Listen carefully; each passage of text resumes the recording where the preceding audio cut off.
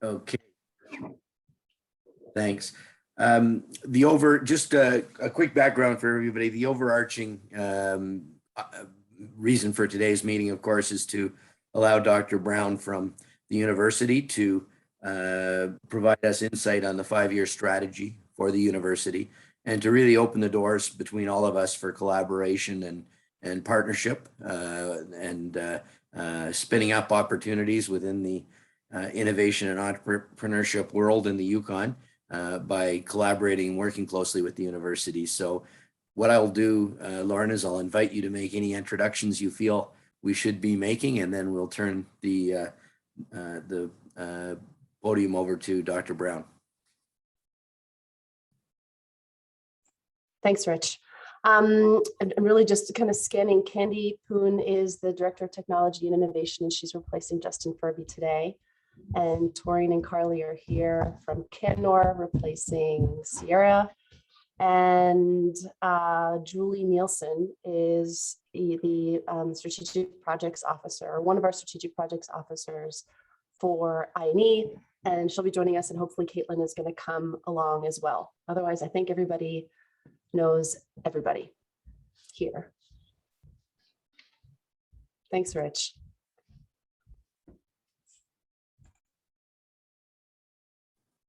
So shall we pass it over to Dr. Brown? Oh, sure. Yeah, please. Thanks, Leslie. Yeah, absolutely.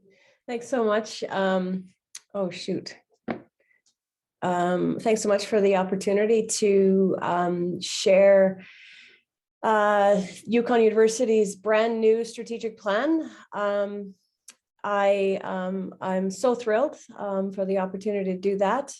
And I'm not sure if I've had a chance to meet everybody on the call today. I'm Leslie Brown. I am still the new president at Yukon University, and I will continue to say new for a year.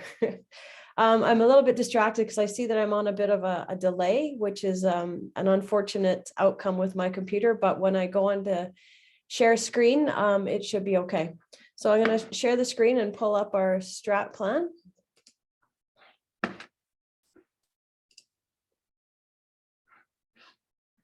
Can you see that?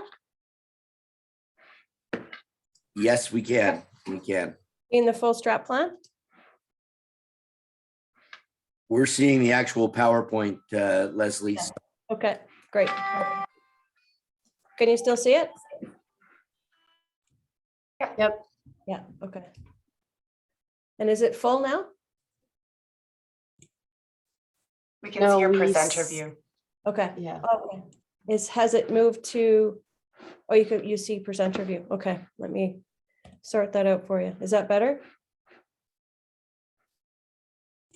Not yet. Not yet. Yeah, I'm having a little problem with my computer. Is it okay if I log out and log back in, maybe from a different site, and have you talk amongst yourselves while I sort this out? Sure. Thanks, I'm really sorry. You can send it to me too, Leslie, if you want me to share screen as an option. That's probably best. Thanks, Bronwyn. Just give me a second, sorry.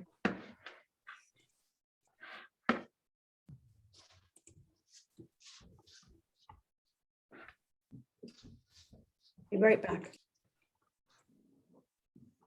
I can fill a little bit of space right now and share some of the pieces that I would have shared in the end, which may spark some pre-thoughts in relation to what we're about to hear. It was planned to be after you heard what you just heard, but I think it could be fine on the front end. But just a few pieces in relation to INE, and then what we've been doing in the recent past that we believe can, I guess in particular the last 3 years, that can support Leslie's vision and where all of our team, as far as all the senior executives and all of the team below them, are going to go now brainstorm in relation to how we're going to fill in the operational pieces of Dr. Brown's strategy. So many of you know that INE has been really community facing for the majority of the 13 years that we have been around. Community facing being the opposite of kind of university facing. We've really been generously given by our funders the opportunity to support community innovation and then some research innovation that's happening in the university. And however, very passionately over the last 3 years, our team has been spending a great amount of energy and time looking toward how we can support the university more actively. What has been built out of Northlight Innovation, if you look at YuConstruct and INE and the partners and the 200 members that YuConstruct have and the hundreds of folks that we've been funded, is that there's an incredible opportunity for students to engage in what Northlight has become thanks to the work of INE and YuConstruct.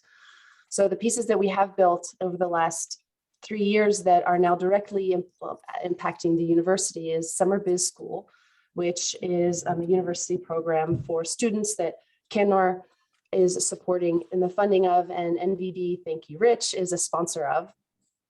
We've gotten funding to engage more actively thanks to Future Skills with our community campuses, which puts us really in weekly contact with them. Julie's put together a team of masterminds, including Josh Callahan and Blair, who are both on this council, to co-teach the creativity and creativity and innovation in small business class held by Rodney and his team. We're actively engaging students, including the BBA, in experiential learning opportunities with both us and our partners, so internships and co-ops. The BBA is now part of this council and has been for the last several meetings. Partnerships that have been happening, including more hands-on experience in programming, such as we're running an investor challenge with YuConstruct right now, and in the future, hoping to be able to give students the opportunity to have an experience over the course of 3 months to learn how to be investors and how to look at companies more actively, which is an amazing hands-on opportunity to be able to take what they're learning in the classroom and then what they're hearing in the community and actually try it out. And then we've been catalysts for the first partnership-led micro-credential with UConn University. Universities all over the country now are really looking more closely at this opportunity to micro-credential in pockets to lead to larger credentialing. And our partners from Small Economy Works are the leads of being the first partnership-led micro-credential at YukonU. And now under the research opportunity, there's even more, or under the research department, now that we're working under Bronwyn and her team, it's opening up even more opportunities for additional funding, including with partners such as MyTax. So those are some of the pieces that have been put into place in the last 3 years. And what Dr. Brown is going to present now is hopefully going to feed into our being able to do even more in the coming time. Leslie, back to you or Bronwyn. Sorry about that. I had to send it to Bronwyn and I think we're ready to go.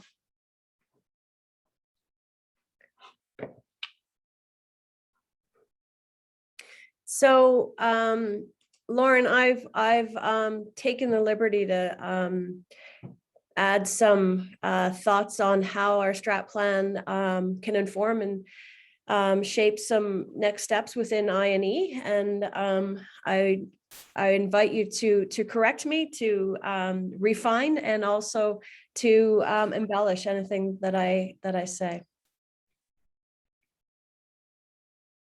Okay. Thank you. Bronwyn, can I get you to, is it coming up? It's just opening here. Excuse me.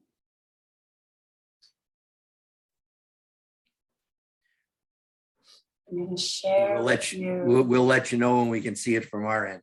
Okay. Yeah. I will share it in my browser here because it's taking a little bit to download.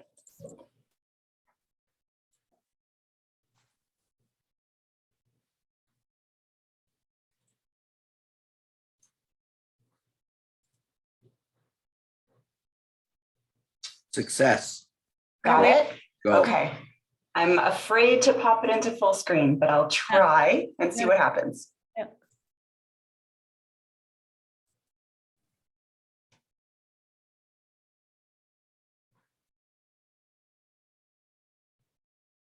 Oh, look at this. Here we Don't go. worry, it's worth the wait. It's opened in PowerPoint, so I'm going to flip it over there. Okay. Sorry.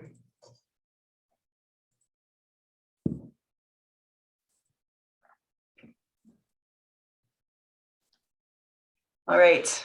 Hey, thanks so much, Bronwyn. Okay, so it is an absolute privilege to share with you with so much enthusiasm our strategic plan for 2022, 20 to 27. So 5-year strategic plan for Yukon University. Thanks, Bronwyn. If you can switch to the next slide. I wanted to start with a bit of a timeline because I understand this has been quite a work in progress, and that some of you may have already participated to the development of the plan and may have been wondering how the plan was coming along, because it kind of went silent for a little bit. And so I wanted to provide some explanation for that. Typically, a strat plan is at the outset a year in development. We went a little bit more than a year, and part of the reason for that is because I came on board. So the planning for the initiation for planning for the development of the strat plan started well back in November of 2020, and things were taken along, and there was lots of engagement, internal and external. And then the institution hired me, and I came on board in August 2021. And the first thing that I did in recognizing that the institution was well on the way in the development of a plan was I asked if we could just drop the sails a little bit. And the reason that I needed to do that, and the reason that I asked for that, is because I needed some time to understand the breadth and the life of this institution. I was coming in from another institution, and I needed to disconnect and step in and feel all the feels about Yukon University, so that I could move forward with authenticity and move forward in leading this institution from my heart. So the board agreed to that and gave me a couple of months, during which time I engaged in what I called a listening tour, where I went around the institution and hosted just coffee sessions for people who would come and talk to me and tell me the things that I needed to know about Yukon University. And I was so grateful for that, because it helped me step into this institution in a way that I wouldn't have been able to do otherwise. And so with that information, I was able to step back into the information that was provided, the data that were provided in all the engagements, and I think reformulate and maybe pivot the direction of the plan a little bit to encompass, I think, what I bring to this institution, and that's an understanding of the operations of a university, having worked at universities for 25 years. So here we are. The board approved the plan in January 2022, just last month. So I'm so excited to share with you our front cover and the title of our plan, and I'll give you a little context on it. Our plan is called Becoming, and I love this name for a couple of reasons. First, it's because students come to post-secondary education because they want to be something, they want to become something, they want to be a something, and they come here with great hopes and dreams, and we have the privilege of helping them transform through education. And so I love the name Becoming because it speaks directly to the aspirations of our students. I also love the name Becoming because it reflects where we are in our maturation and evolution as an institution. We are in that exciting space between what currently is and what's yet to become. We're in that dance floor, that interstitial space where time is on our side, and we get to plan, and we get to take steps forward in an intentional way. And so this is a bit of a roadmap that is going to carry us forward over the next 5 years to reach our vision, our aspiration, thanks Bronwyn, which is to become a thriving learning and research community leading Canada's North. That's our guiding vision. That is the goalposts that we will look towards in every decision that we make, whether that decision is about academic programming, whether that decision is how we're going to invest our resources. These are our goalposts. This is what we aspire to become. Within every strategic plan, you also have a statement of mission, vision and mission. And the mission is what you are and what you do. We provide inclusive quality education experiences that equip learners to seize opportunities, to make changes, and to positively impact local and global communities. And I hope that as leaders in the I&E space, you see your opportunity to step into this mission. I hope that you see that the engagement that I&E can provide with students can shape them in unique ways to help them find the courage, to find the boldness, to seize opportunities and to be change makers. And that's the position that I come from, and that's how I see innovation experiences and entrepreneurship experiences helping to change students. Thanks, Bronwyn. So every strat plan outlines a series of values, and we spent quite a bit of time looking at what our values are.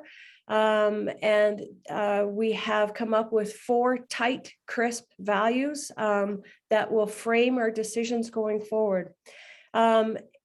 We have the value of integrity, and integrity means that you make decisions with respect to your value set. And so that's our first value. We also have quality, meaning that our educational experiences will be of the highest quality and that they will be challenging and relevant for our students. Our success as an institution was visioned and imagined based on relationships, and particularly relationships with the First Nations of Yukon. And going forward, we will uphold our commitments and our responsibility to providing education alongside the Yukon First Nations. And the last value is that of a just society. And this is when we're looking at things like social impact, environmental impact, and you'll see that in the commitments as I share them with you. So we have refined our commitments into 5 specific commitments. And for the rest of the presentation, what I'll do is I'll step you through these commitments and I'll unpack a little bit about what we mean by these commitments. And then I'll share how these commitments can leverage opportunities within the space of I&E. And of course, I'll invite Lauren in to perhaps correct something that I may be saying along the way. So our commitments, I'm really excited about these commitments because I think they're tight and I think that they're broad enough to carry us forward over the next 5 years. The first makes great sense. We want to build our identity and nurture our culture as a university. We want to step into the next level of our history, and that is becoming a university. And as I will share, it's a different type of university. We, like every university in Canada, we want to take our place in advancing reconciliation. And this is upholding the aspirations and the commitment of the Honorable Murray Sinclair, who has shared that, that education has a scarred history in Canada, but education is the way for us to move forward through truth seeking. We are proud of our place in the North, and so we want to continue our developing our Northern expertise and contributing to the success of our territory. We want to graduate bold thinkers and confident change leaders, and I think, as I said at the outset, there's a great invitation for I&E to help shape the students who would graduate. And collectively, we want to graduate students who are leaders for the common good. And we want to act in that capacity as well. So we'll start with our first commitment, building our identity, nurturing our culture as a university. So we are Canada's first university north of 60. And with that incredible pride of place, we want to step into the league of universities across Canada in doing what universities do. Universities set the bar for society, and they do that through education. And so our aspiration is to help create a better tomorrow alongside the 97 other universities in Canada. but we want to do this in a different way. It's our goal and it's our intention to meet Yukoners through a breadth of educational opportunities. We will uphold our commitment to skilled trades training. We will uphold our commitment to inspiring lifelong learning. And we will move into the space where we are offering not just diplomas, but we're offering degrees and quite possibly postgraduate degrees. And so we will become a new type of university, and we're not unique in that space. There are other universities in Canada that do this. And so we will be joining that category of new university. And I'm so excited and so proud to be the leader of Yukon University. Our second commitment is to, oh, sorry, I missed a spot. Can you jump back? I wanted to also speak a little bit about how the I&E space can serve these commitments. And so I think this is a great chance to do what universities do, and that is to translate research outcomes into research outcomes to fuel the innovations that drive social and economic benefit. And from this perspective, I see that there's an opportunity for us to close a gap between what's happening in the research laboratories and the classrooms at Yukon University and what's happening in I&E. And I would like to see our students having more access to the I&E resources and the I&E opportunities. And so, Lauren, I'll ask you to jump in there. And Yeah, absolutely. I have a bunch of notes to follow up, but I love that Leslie and our team see the same pieces. One of the pieces that I had kind of planned to share after, and then also it's a call to action to all of you as council members. And the reason this is being shared with you as an inside scoop is because the breadth and depth of experience that you have outside of this context, and how you can help take what Dr. Brown and the team have created and help us implement it. But one of the pieces that I&E has, which is so visibly seen in partnerships with folks like Ben from Proof and Rich from NVD and IRP, is that ability to, is the large network that we've developed within the community, and being able to really strategically place YukonU programs that are teaching kind of the experience and bringing the experiential part of learning to life is what we do for our innovators and our entrepreneurs every day. And being able to also incorporate students and faculty and staff in that is a tremendous opportunity, just to add on that. And there are a bunch of others, but thanks, Leslie, for the mic. yeah, for sure. And so our next commitment is to take our place in advancing reconciliation. And from this perspective, it's using education to help Canada make right our collective failings of the past through truth seeking. And from this perspective, it means helping our students and equipping our students with the capacity to discern truth. And in order to do that, they have to be able to understand and to be able to manipulate and to be able to synthesize information, whether that's digital information or otherwise, and be able to synthesize that information into valid outcomes. And so what I see us doing is working together with Yukon First Nations to also prioritize their needs for education. And so if we take this into the I&E space, Ron, if I can just get you to bring up the point there, what I'm thinking might emerge here is an opportunity to work with existing I&E networks. And there's so many across the country, whether it's the Indigenous Women's Entrepreneurship Hub, or it's the Women's Entrepreneurship Hub in Canada, or even Startup Canada, which is very prominent in the space of Indigenous entrepreneurship. So if we work with existing networks to provide training and mentorship, we could also be driving entrepreneurship amongst Yukon First Nation communities. And I know that this is an area of priority for the I&E unit within Yukon University, and I would just like to see our voice strengthened in this perspective. Lauren, any input there? No, it's perfect. Thank you. Yeah. As I said, we're so proud to be of the North. Every day, I'm more proud to be of the North. This past weekend, I got on a sled for the first time, and yesterday, when I stepped out of my front door, I stepped into an amazing light show of Northern Lights that absolutely just took my breath away. And so it's moments like that for me that are taking away the South and infusing a bit of the North. And I know that I have a long journey ahead to become a Northerner, and I'm sharing with you that my heart is open, and I share that because as the president of Yukon University, I also want to wave our flag about being in the North. So this means that our teaching and our research will remain relevant to the North. Right now, I'm just in some discussions with my senior executive team, and we're talking about this, about how this pride and how this opportunity is going to shape this institution for years to come.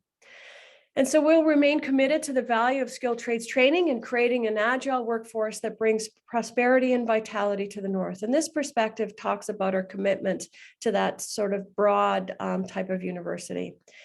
With respect to the I&E space, Bronwyn, if I can get you to pull up the bullet at the bottom. What this means is that Northern innovations are going to bring Northern solutions. And again, this brings me back to the first commitment, where we will do what universities do. And what that means is that we want to translate our research outcomes into effective solutions. Lauren, any thoughts? You're taking all of my words, my notes for after this. Okay. Leslie. Good. Okay. I think this one is the most exciting for me. As president of a university, I love that I work at a university because it's about students. My heart is in the classroom. I'm 15 years as a kinesiology professor, and I love the way that students grow and change when they come to post-secondary institution, and it's such a privilege to be a part of that. So our commitment is to develop bold thinkers and confident change leaders, students who are going to leave our institution and make an impact and help us make tomorrow better. I think we have a responsibility to prepare our students for the rapidly changing world of work.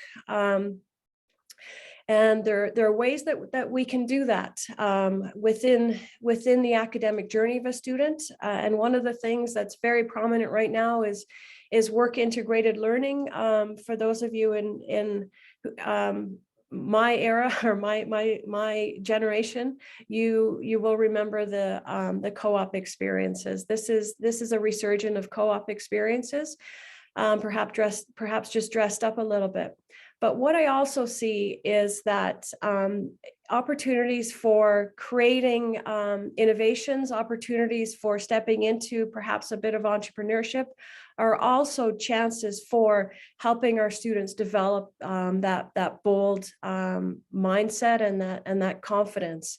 And I know that I'm speaking to the choir, because this is about what you refer to as the entrepreneurial spirit, the ability to be resilient, the ability to be adaptable, and the ability to pull up your bootstraps after failure. And that's what I want from the students who graduate from Yukon University.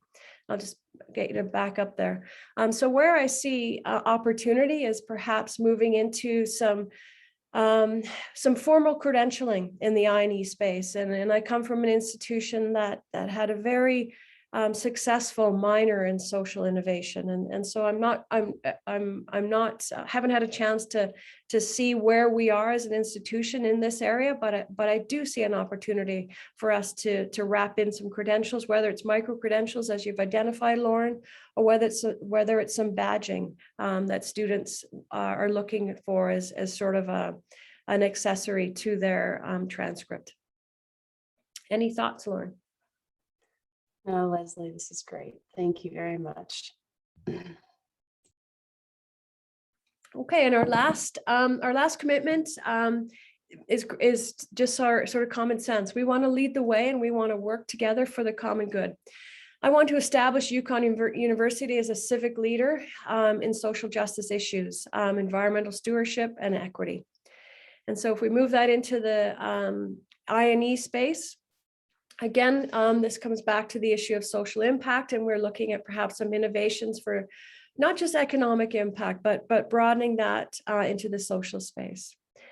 And so I'll leave it there. That's sort of a high level summary and introduction to our new strategic plan. And I'm very open to answer any questions that you may have. Are there any questions from the group for Leslie? Leslie, I have a few, but I'll wait to see if Sure. they emerge from others here. Okay, I'll start off. Okay, go ahead. Yeah. Thank you. That's great. I love that, the principles, and yeah, nice presentation. Just maybe a comment or a flag for building the partnerships with that. I didn't see the IISD in there, and I don't know if that was part of the foundational principles. So just a flag for that. The micro credentials and entrepreneurs, I think there's a real opportunity. Entrepreneurs at the point where they are looking for a partnership, and it was going to be with SFU, but I'm pushing for it to be at the YukonU level so that it's across the north, and it could become one of the micro credentials for offering that entrepreneurship. They've got enough curriculum developed that it could be something that is offered uniquely through YukonU. And it fits so nicely because it's that Indigenous lens. It's built to support entrepreneurs at a northern perspective. So it encompasses all of the needs of entrepreneurs in the north. And now I think this is what, third, fourth cohort. So some experience behind that. Yeah. Yeah, thanks so much for the comments and for the excitement around the entrepreneurs. I'll speak a little bit to the first point you raised, which is the ISD, and share that it's in there. It's just that the presentation that I've given you is so high level. And as the strategic plan is constructed, what you see is the commitments, and then within each commitment there would be a prioritized series of objectives. And so that's just not, I just didn't share those because it would be too much content, but coming out of those objectives would be an objective that would capture our intention to move forward with the ISD. Thanks, Leslie. Go ahead, Valerie. So I loved Leslie or Dr. Brown. Leslie's okay. Okay, good. I just thought it was amazing. What I'm really loving is the whole idea of an applied university. So it's university, but it's so relevant and it's happening right on.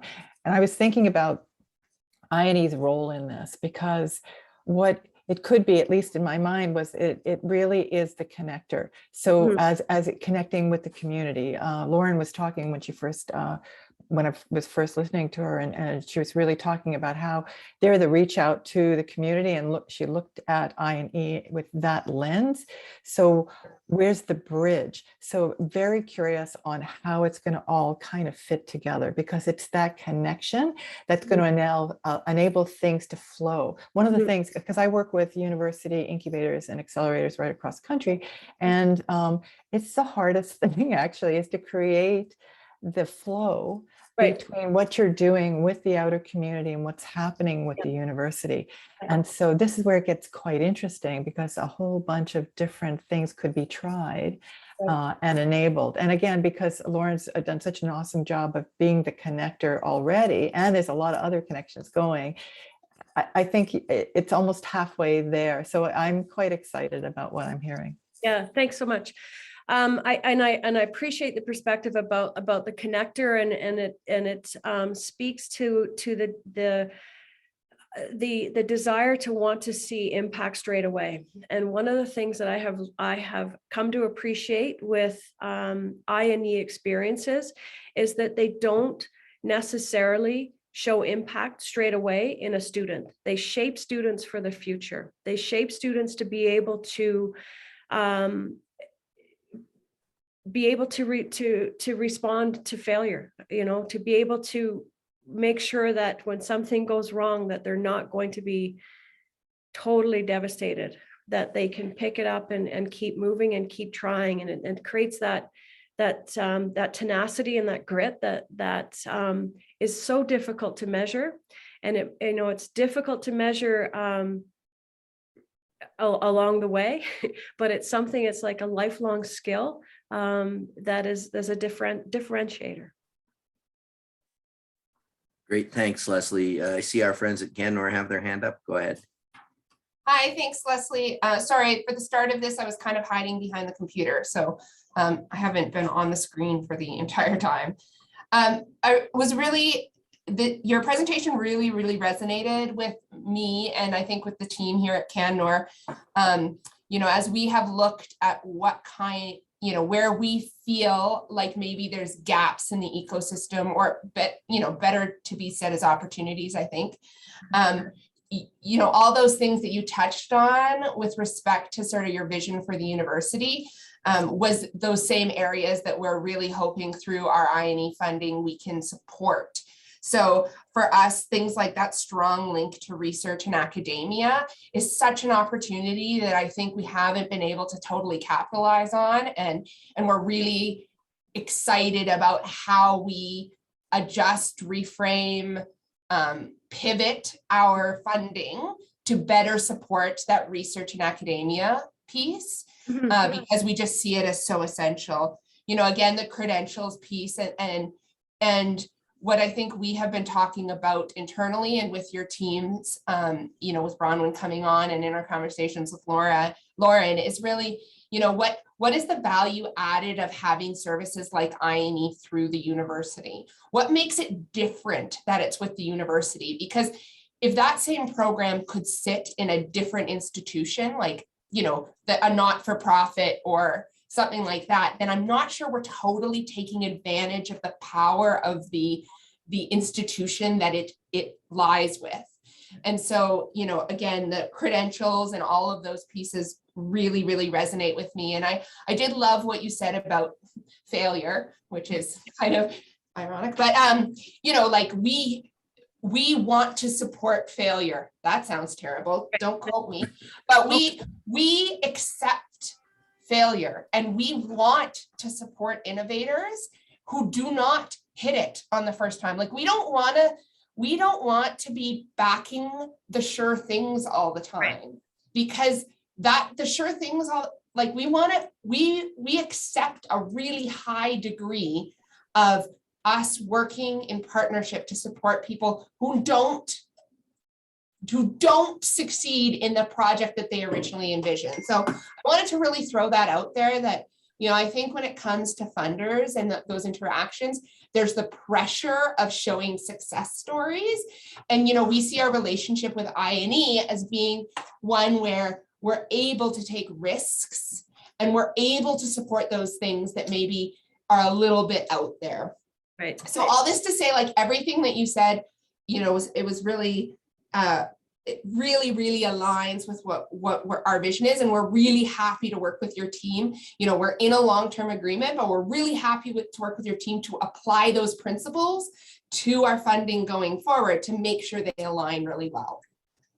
Yeah, thank you so much for the feedback and your excitement. I want to speak just about what you said about why would you invest in a university versus another nonprofit. And I think that the answer is because at a university, you have an opportunity to change a great number of lives. And as I said, those changes may not be realized right away, but it's almost like you have a chance to infiltrate the DNA and make people or help contribute to making people who are able to tolerate challenge and failure. Great, thanks. Do we have any other questions? I have a couple, Leslie, and I'll throw them out. You can answer whichever ones you like, and answer them in the context of I&E and or more generally. And I'm kind of picking up on Valerie's comment about the applied nature of these things, and also, you know, I was interested in the Canadore comments because of the, you know, the real belief that we have that when these things are combined, and we're connected properly with the university environment, that we have a lot more opportunity. But being from a business side of things, I like to try and simplify a little bit. So I'll ask you the questions that would allow me to simplify and understand the outcomes of the 5-year plan. And that is any of the following. In 5 years' time, how will you actually measure in the most succinct way, how will you measure whether the university is achieving the broad goals that you're setting out right now? The second is what's most needed from the rest of us to achieve that. The third would be what's the mix, just because it helps me shape an understanding of this, what's the mix of the student body that you're going to serve that is made up of local Yukon people that we're inspiring and people we're bringing into the Yukon to enrich the whole experience for all of us and to introduce the Yukon globally. That would be very interesting for me to understand sort of what your share of effort is going to be split on those. And finally, if you could, and I know this is long, but I'm just giving you the questions that I have. You note that you are the only university north of 60. That's obviously a huge differentiator, Leslie, and I know you've embraced that in the way you've developed plans for the university. But beyond that, what do you see as what you're striving for to be the biggest differentiator for Yukon University? So a lot of questions, pick whichever one you'd like to ask or answer, and I'd be delighted to hear. Yeah. Great questions and you know, topics for conversations and touch points every year, I think, because the questions are future oriented, and I love that. I'll start with the first one. How are we going to measure success? With every plan, you develop a series of performance metrics and KPIs, and those KPIs are unpacked from your objectives and your commitments. And so at this point in time, you know, we've started high, we've got some objectives, and we're just beginning to unpack the specific KPIs within each of those objectives. And I'll come back to the first question that Matei asked about the ISD. That's actually one of our KPIs, to be able to demonstrate outcome and to demonstrate impact. So it's something that that I hope that we'll be able to return to every year, and I will be able to share how the institution is moving forward to achieve the commitments as measured by the specific KPIs. And at this point, I can't share the specific KPIs because we're just beginning to develop them, and the board needs to approve them. But once that's the case, I hope that we'll be able to have a public-facing document that shows our traction towards our traction on our strategic plan. Your second question, Rich, was I can't remember. Oh, you're on mute. You're muted. Sorry. I was interested to hear, sorry about that, Leslie, Yeah. about the mix of in Yukon versus out of Yukon student body. I was interested in what you see as the biggest differentiator for the university beyond the northern routes, and what you need most from us. Sure. Okay. I'll start with the second question there, which is the biggest differentiator for Yukon University. I think that, as I have said, our biggest differentiator is our location, but I think that we can move beyond just sort of the physicality of that answer and talk about the spirit and what that means. In the north, we live in a place where we have half of Canada's self-governing First Nations here in the Yukon, and I think that we have a privilege and a responsibility to work alongside Yukon First Nations to help educate and also to help make Canada better for tomorrow. And so I think that's our biggest differentiator. And I think that Canada will be looking, I know that Canada is looking at us to lead the way. And so that, I think, is an opportunity for us to invite students from across this country to come to Yukon University, not just to experience the North, but to experience what the North means for Canada. And that, I think, is what's going to elevate this institution above any other institution in Canada at this point in time. And I think that's our secret sauce. And I think that that is an absolutely exciting venture. And then your question, Rich, was about education for Yukon or outside of Yukon. I think first and foremost, we have an obligation to education for the citizens of the Yukon. But our story is so strong, and I think that people are going to want to come here.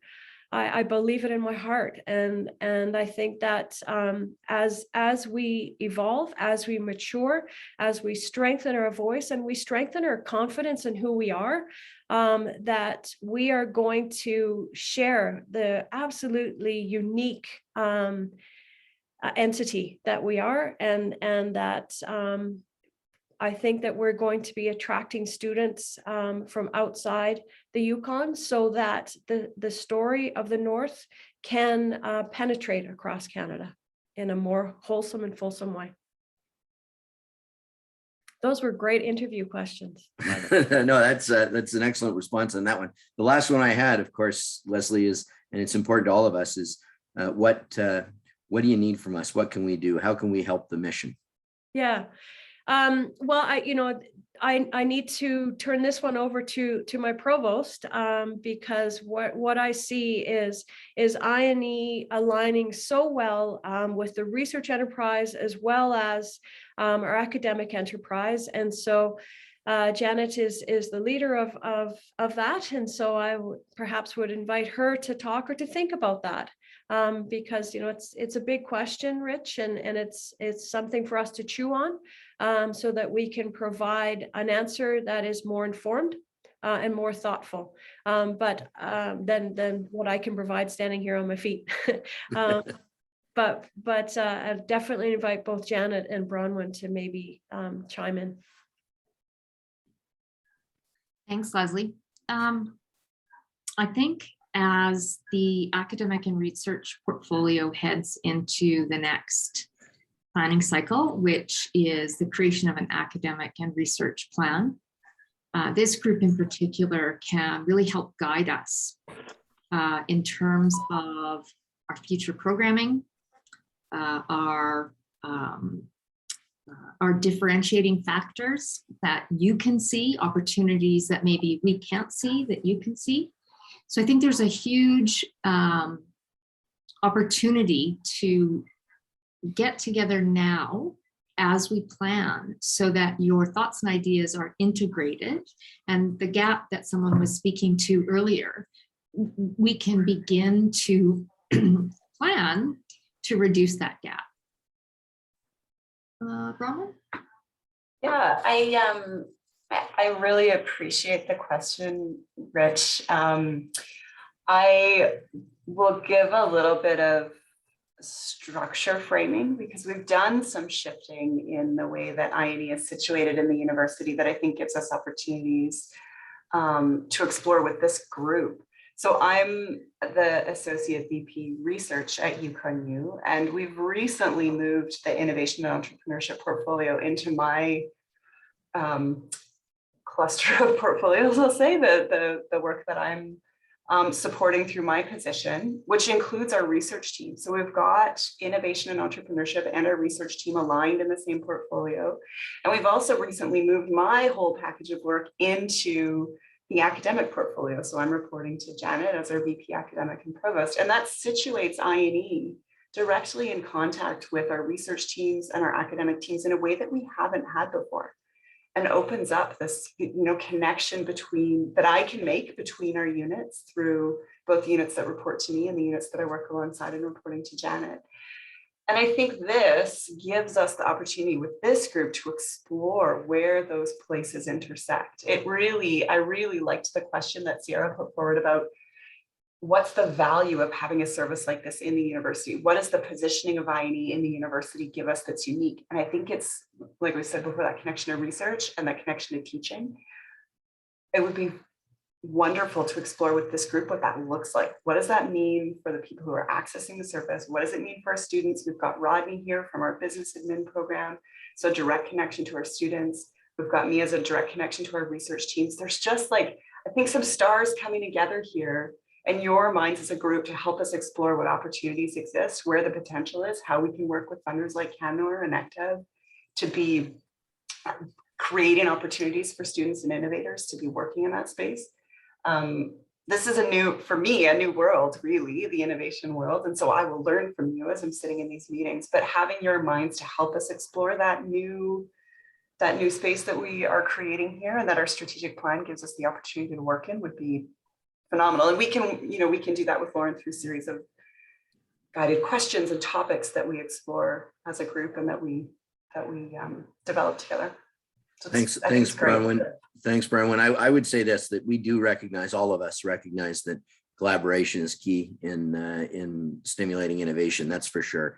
And don't be hesitant or shy about reaching out, engaging, involving in any way. We grapple. We grapple with how we can support the initiatives, and many of us have many different competing objectives. So if there are things that we can do and should do to help things along, we are inspired and believe completely in the impact that innovation is going to have in Canada's North. So you're dealing with a bunch of people who are absolutely committed to the goals and want to be part of it and need to be invited into it. I just don't want you guys being shy. That's all. Any other questions around the table? Yes, go ahead, Candy. Hello. I have, like many previous response, I'm also excited to hear the strategic plan. My question is around the micro credential and developing the agile workforce. So I think having the social innovation is a good starting place, but my question would be around, is there, what is university plan to have continuous input into future micro-credentials so that we are keeping pace with what is changing around the world? Sure, thanks.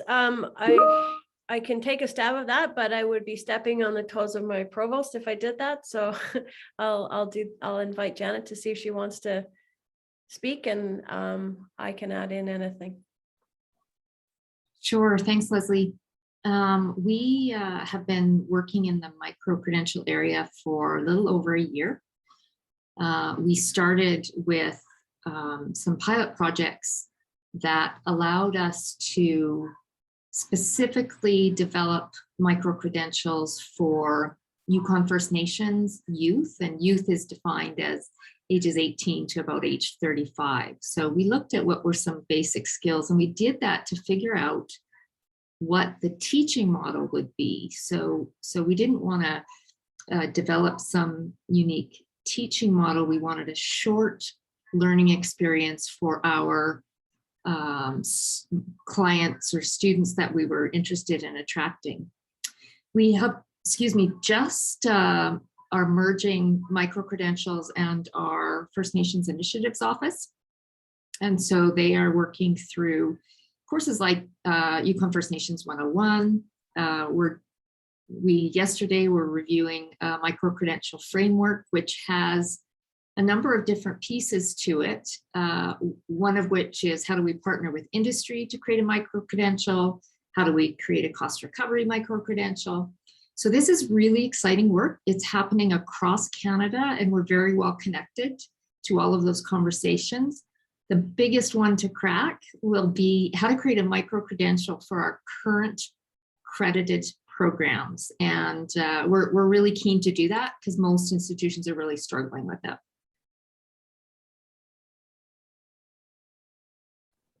Great. Any other questions? Janet, could I just ask what the plan is, or if there are plans for expanding YFN 101 into something for the public service sector? There's so many new people coming in constantly, and I find I've now got a script. What working with Yukon First Nations looks like, because it's so different than working in any other jurisdiction with Yukon First Nations. And I feel like that's a second year or second tier. So it's a 201. And I feel like anybody who's going to get into negotiations with Yukon First Nations needs a 301. Like, Yeah. If you're going to be designing policy for YG, please have a broader understanding of what the obligations are under the agreements. Yeah, I think we have developed, I guess we've piloted a few second level courses. One of the reasons why we're really pushing into micro-credentials, which is just simply unbundling courses into bite-sized pieces, is so that we can target a very specific group when a request comes forward. So whether it's policy writing or how do you do research, things like that. And so those are, we just have Yukon First Nations 101 put online in a new format in a way that complements a face-to-face format, so people can kind of choose their own adventure. And we see rolling out these subsequent modules or courses depending on the needs of the person. So I think we'll get a fair way into that next year. The other thing I'll mention is that we're also embarking on our indigenization plan. Mm-hmm. And that's huge for us to have that plan moving forward at the same time as we're going to begin our academic plan, because we want the indigenization plan to filter through all other aspects of our, filter through is not the right word, to be the umbrella over all other aspects of our plan. So lots happening in that area, Matteo, and I'll certainly make sure your comments get to Robin.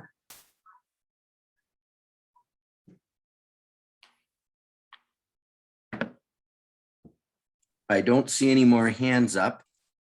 Lauren, Leslie, if you'd like to make some closing comments, then that would be great. Otherwise, Lauren, I'm going to have to pass it over to you to chair from here on in, because I unfortunately have another commitment that I have to run to. But great discussion. Thank you very, very much, and delighted to understand the university and its initiatives even better as a result of these kinds of conversations. So thank you. Thanks so much, Rich. Yeah, I'll just say again, thank you. Thanks for your enthusiasm. Thanks for your genuine interest, and thanks for your support. I'm so excited about the next 5 years, and I'm looking forward to seeing what unpacks and unfolds in the I&E space for Yukon University. Thank you, Leslie. Great. And I will include in a closing email with this recording some of the other thoughts that the I&E department has put together to be able to solicit your support as we continue to follow Leslie's path and senior leadership's path and the board's path with some really exciting pieces. We've already gotten together a small working group that includes Val from this council and Josh Callahan from this council, and Lincoln Smith, who is from Kamloops. He is the executive director of Kamloops Innovation, as well as a teacher at Thompson or TRU. To start to brainstorm what other universities are doing in relation to I&E and how their I&E departments, and how we can maybe copy off of some of the things that have worked really well in the past, as well as taking into consideration the uniqueness of what we have in the North and what we're building at YukonU. And I do believe really passionately that this council can support in the direction that we, or in the ways that we suggest, and partner with senior leadership to kind of unfold how this department and what we've been able to do can grow and support. So I'll add that so that we can all go 30 minutes early in an email, and appreciate everyone's time and look forward to continued collaboration with each of you. And if anybody has any other ideas, please reach out, or if you want to connect earlier than when I reach out to you, we are open to that. Leslie, thank you so much. Bronwyn and Janet, thank you, even though Bronwyn and everybody that took time to join us today, we appreciate it. Thanks all. Thanks, everybody. Cheers.